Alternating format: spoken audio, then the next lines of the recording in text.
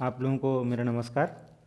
इस भाग में मैं आप लोगों को Shri Ram general insurance motor claim form भरने के बारे में बताऊंगा तथा श्री राम जनरल इंश्योरेंस ग्राहक को जब उनकी गाड़ी का एक्सीडेंट हो जाता है तो उसको कैसे क्लेम रजिस्टर करना है उसके बारे में बताऊंगा। तो सबसे पहले आप गूगल क्रोम में जाके Shri Ram general insurance motor claim form download कर लीजिए। और Shri Ram general insurance motor claim form download करने के बाद यहाँ पर देखेंगे आप एक नंबर दिख रहा है 1800 180 747 4 या 1800 300 300 पर आपको कॉल करना है।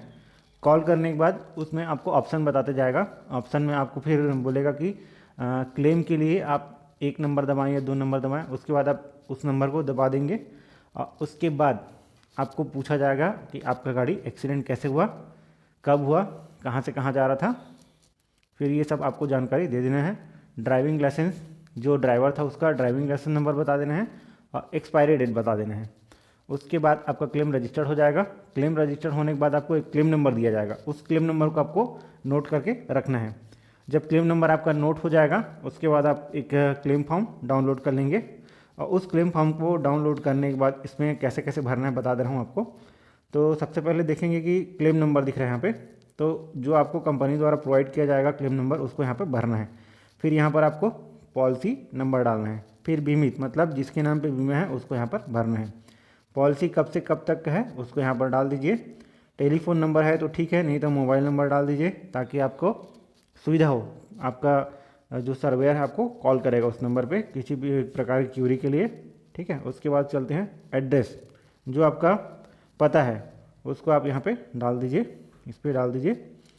उसके बाद आता है 2 नंबर पे देखेंगे पंजीकृत संख्या। पंजीकृत संख्या का मतलब ये होता है गाड़ी नंबर पूछ रहा है आपसे, जो भी आपका गाड़ी नंबर है उसको आपको डालना है। पंजीकरण दिनांक मतलब जिस दिन आपका रजिस्ट्रेशन हुआ वो आपको डालना है। और उसके बाद पंजीकरण प्राधिकरण मतलब इसका ये होता है कि आपका गाड़ी कौन से ज़िला से है। जैसे मान लीजिए आपका गाड़ी जो है CE06 नंबर है तो यहाँ पर लिखेंगे आप महासमुंद लिखेंगे। यहाँ पर क्या लिख देंगे, महासमुंद लिख देंगे, ठीक है। और मान लीजिए आपका गाड़ी CE04 है तो यहाँ पर क्या लिखेंगे, रायपुर, ठीक है। इस प्रकार से रायपुर लिख देंगे। तो अलग अलग ज़िले का जो रजिस्ट्रेशन नंबर होता है अलग अलग होता है, उसके अनुसार आपको भरते जाना है। Make and model, make and model का मतलब ये होता है कि आपका गाड़ी का मैन्युफैक्चरर कौन है तथा उसका मॉडल कौन है। जैसे मान लीजिए आपका गाड़ी महिंद्रा बोलेरो है, ठीक है, महिंद्रा बोलेरो है तो इसमें आ जाएगा मेक में महिंद्रा और मॉडल में आ जाएगा बोलेरो। उसके बाद आता है ईंधन का प्रकार। यदि आपका गाड़ी डीजल है तो उसमें डीजल डालेंगे और पेट्रोल है तो पेट्रोल डाल देंगे यहाँ पर आप डीजल पेट्रोल। उसके बाद रंग, आपकी गाड़ी का रंग कौन सा, वाइट, सिल्वर, जो भी हो। उसके बाद पंजीकृत मालिक मतलब जिसके नाम पे गाड़ी है उसको आपको यहाँ पर भरना है। ट्रांसफ़र ऑफ ओनरशिप, यदि आपका गाड़ी का नाम ट्रांसफ़र हो गया है तो यहाँ पर डालना है। Engine number, chassis number. Body का प्रकार सलून है, हैचबैक है या कमर्शियल व्हीकल है, ओपन है, वो उसको भरना है। वाहन का प्रकार, वाहन का प्रकार मतलब ये होता है कि आपका जो वाहन है वो किस प्रकार का है। जैसे लाइट मोटर कार है तो लाइट मोटर व्हीकल में आता है, जितने भी कार होते हैं लाइट मोटर व्हीकल में आते हैं। और जैसे कमर्शियल व्हीकल है जैसे मैक्सी ट्रक हो गया, बोलेरो पिकअप हो गया, छोटा हाथी हो गया, तो वो LCV में आता है, लाइट कमर्शियल व्हीकल में आता है, ठीक है। और उसके बाद जो ऊपर आता है जैसे ट्रक हो गया तो वो HCV, हैवी गुड्स व्हीकल या हैवी कमर्शियल व्हीकल में आता है। तो जो भी आपकी गाड़ी का प्रकार रहेगा उसको यहाँ पर लिखना है। तो वाहन का प्रकार मान लीजिए कार है तो यहाँ पे आप क्या लिख देंगे, LMV लिख देंगे, ठीक है। बैठने की क्षमता, बैठने की क्षमता मतलब मान लीजिए एक मारुति स्विफ्ट डिज़ायर कार है तो उसकी बैठने की क्षमता होती है 5+1, ठीक है। तो इसमें 5+1, तो बैठने की क्षमता 5+1 लिख देंगे। उसके बाद पूर्व बीमा कंपनी पॉलिसी नंबर मतलब इससे पहले जहाँ से आपने पॉलिसी लिया था उसको यहाँ पर डालेंगे। इससे पहले अभी तो आपने श्री राम का पॉलिसी लिया है तो Shri Ram general insurance company से पहले आपने जिस भी इंश्योरेंस कंपनी से आपने पॉलिसी लिया था उसका नाम डाल देना। नहीं लिया है तो छोड़ दीजिए, इसको ब्लैंक कर दीजिए, ठीक है। उसके बाद आता है महत्वपूर्ण एक्सीडेंट थेफ्ट डिटेल्स मतलब आपकी गाड़ी दुर्घटना हुई थी या चोरी हुई थी उसका विवरण आपको डालना है। मान लीजिए आपकी गाड़ी जो है दुर्घटनाग्रस्त हो गई थी तो इसको यहाँ पे दुर्घटना दिनांक डाल देंगे, कौन सा दिन हुआ था, कितने बजे हुआ था, और यदि मान लीजिए चोरी हुआ है या आपका गाड़ी दुर्घटना है, तो जिस जगह पे चोरी हुआ या जिस जगह पे एक्सीडेंट हुआ उसको यहाँ पर डाल देना है। अनुमानित कीमत नुकसान राशि, अनुमानित कीमत नुकसान राशि जो होता है, मान लीजिए आपकी कार है और कार जो है एक्सीडेंट हो गई है, तो उस कार को आपको या तो पहले स्पॉट सर्वे कराना पड़ेगा, या फिर यदि आप स्पॉट सर्वे नहीं करा रहे हैं तो गाड़ी को आपको गैरेज में शिफ्ट करना पड़ेगा। जो भी नियरेस्ट गैरेज रहेगा, जो भी नियरेस्ट गैरेज रहेगा उस गैरेज में आपको शिफ्ट करना रहता है।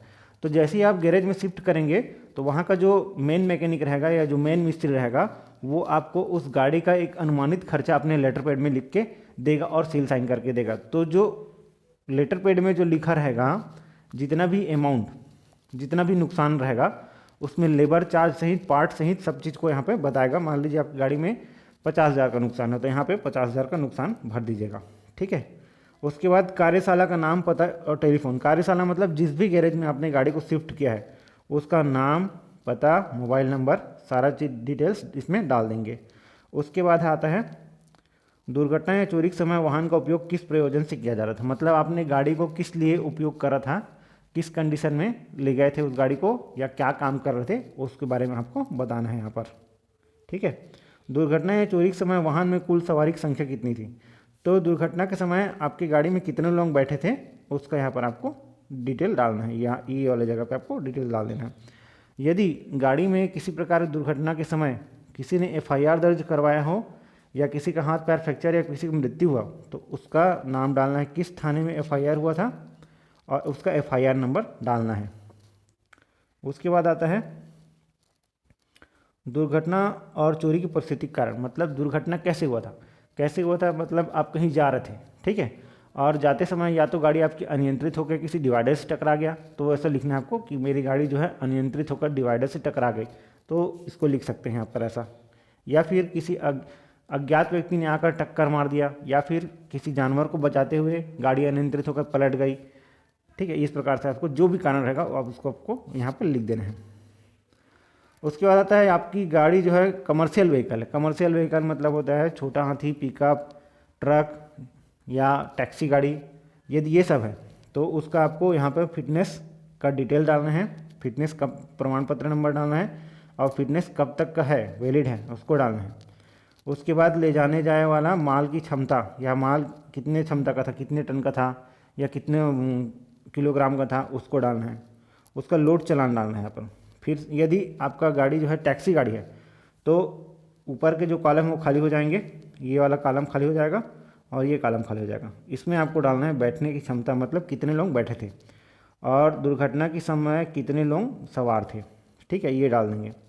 उसके बाद है थर्ड पार्टी क्लेम डिटेल, मतलब किसी तृतीय पक्ष, कोई तृतीय व्यक्ति या तृतीय प्रॉपर्टी यदि नुकसान हुआ है तो उसका डिटेल्स आपको यहाँ पे डालना है। उसका नाम डाल देना है, उसका पता डाल देना है, कितना चोट आया वो डाल देना है, वो कहाँ का था, ठीक है, वो डाल देना है आपको। यदि वो हॉस्पिटल शिफ्ट किया गया तो हॉस्पिटल का नाम डालना है। ठीक है। और यदि किसी तृतीय पक्ष जैसे पुल हो गया, स्कूल का दीवार हो गया, ये क्षतिग्रस्त हुआ तो आपको यहाँ पर डाल देना है उसको। दुर्घटना के लिए जिम्मेदार कोई वाहन है, किसी दूसरे वाहन के कारण आपकी गाड़ी दुर्घटनाग्रस्त हुआ तो उसका नंबर यहाँ डाल देंगे। ठीक है। उसके बाद आता है चालक का नाम, जो भी आपका गाड़ी चला रहा था उस ड्राइवर का नाम यहाँ डाल देंगे, ड्राइवर का फ़ोन नंबर डाल देंगे, ड्राइवर का ड्राइविंग लाइसेंस नंबर डाल देंगे, कब से कब तक है वो डाल देंगे।